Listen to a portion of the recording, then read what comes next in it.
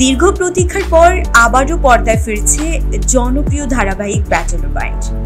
নির্মাতা কাজল আরফিন অমি ঘোষণা দিয়েছেন, আসন্ন কোরবানির ঈদের রাত থেকেই শুরু হবে বহুল প্রতীক্ষিত এই সিরিজের পঞ্চম সিজন। নতুন এই সিজন নিয়ে দর্শকদের মধ্যে দারুণ উন্মাদনা তৈরি হয়েছে।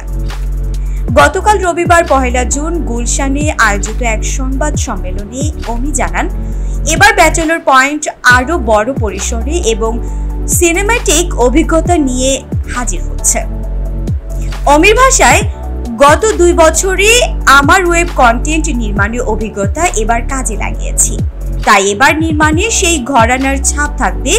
এ সময় অমির সাথে উপস্থিত ছিলেন নাটকের জনপ্রিয় শিল্পীরা, যাদের মধ্যে ছিলেন মারজুক রাসেল, চাষী আলম, পলাশ, মনিরা মিঠু সহ অনেকে।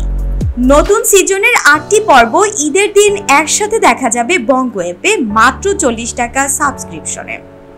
যারা ফ্রিতে দেখতে চান তারা বোম ফিল্মস ইউটিউব চ্যানেল ও চ্যানেল আইতে মাসব্যাপী সাপ্তাহিকভাবে পর্বগুলো উপভোগ করতে পারবেন।